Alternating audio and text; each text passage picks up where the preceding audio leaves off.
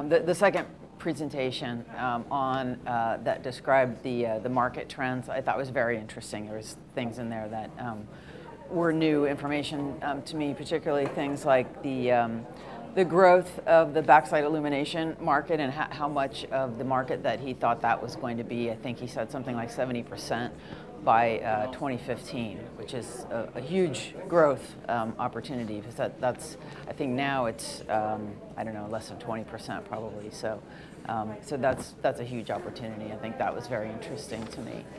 And some of the other stuff is a little too technical for me, but I'm sure it was very interesting for other people.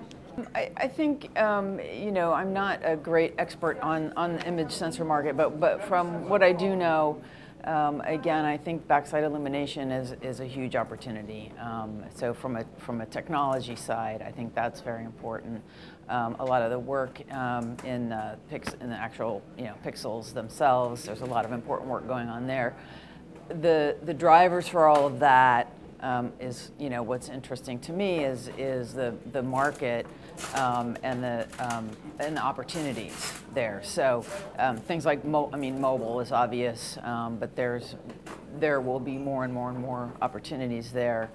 Other industries like automotive is another big opportunity. So I think some of those markets are just starting now. Others are, you know, like mobile's been around for a few years, but I think the key changes which impact the imaging, you know, the more pure imaging side of things, and also the image sensor market, is that you know, imaging and photography used to be a very sort of siloed vertical market, where there was, you know, there were some camera vendors and some film vendors, and then there was their suppliers, and that was it.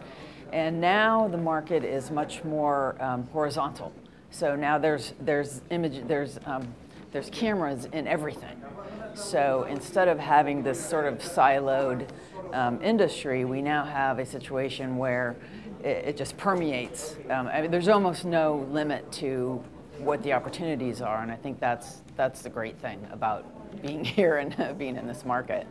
The beginning of, you know, marrying a mobile phone with a camera, which gave two things basically to consumers. One, a very easy way to share photographs that they didn't have before. Obviously, you know, digital was good and bad for consumers, right? Because before, with film, it was really, I mean, it was not ideal, but it was simple, right? You shot a roll of film, you took it down to the drugstore, you had it developed, you picked up the pictures. Everybody knew how to do that. They knew where, you know, what to do and how to get it done. With digital, obviously, it became, you know, in some ways easier, in some ways a lot more complicated. And so the marrying of the mobile device and the camera enabled people to, just transmit the images and share them much more easily, but also people now have a camera with them all the time, whereas before they would carry one for an important event, you know, wedding, you know, a holiday, that type of thing. And so it's really, for consumers, it's really changed the way that they use photography. So now people use their camera phones to capture information a lot more than just an event. I'm not sure about in Europe, but in the US you can do deposits by taking a photograph of a check that's made to you, and it can, you take a photograph of it with your mobile device, and off it goes into your bank account, and you don't have to go to the bank or, you know, do anything. You can also do the same thing with paying bills and, you know, scanning business cards. There's so much more you can do with a camera and a mobile device than there ever was with just a, you know, standalone camera.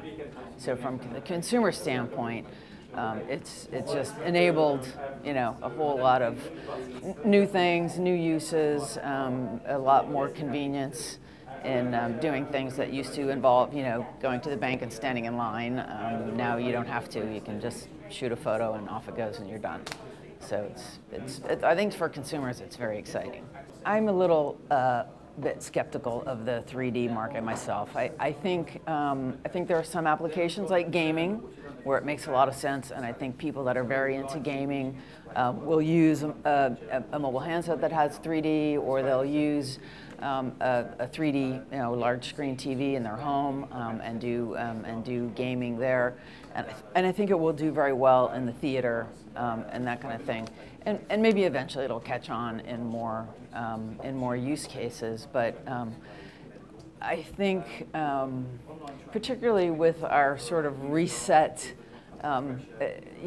economic thinking, where at least in the U.S. since the last major recession we've just come through, people are being much more conservative about buying things that they don't really need, and so honestly, I don't really see people rushing out to replace the flat screen TV they just bought last year with a new one just because it's 3D. I think the ones that are probably the most mature, automotive.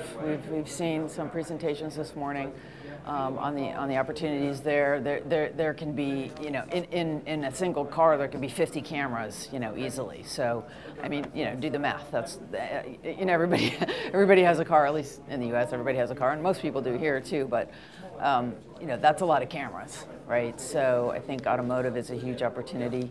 There are some other, gaming, obviously. A lot of people spend a lot of money on gaming, so that can be a big opportunity. Mobile is going to just continue to grow. There's, with the smartphone segment, is not the whole market yet, but it's rapidly growing, and so there's still a lot of growth opportunity there. Some of the other things that are emerging, like machine vision type of applications, things where we want to be able to see, but we can't put a human there, or it's not convenient, or whatever the case is. So I think in the shorter term, and there's also insurance. I've seen some evidence of insurance being a new growth market.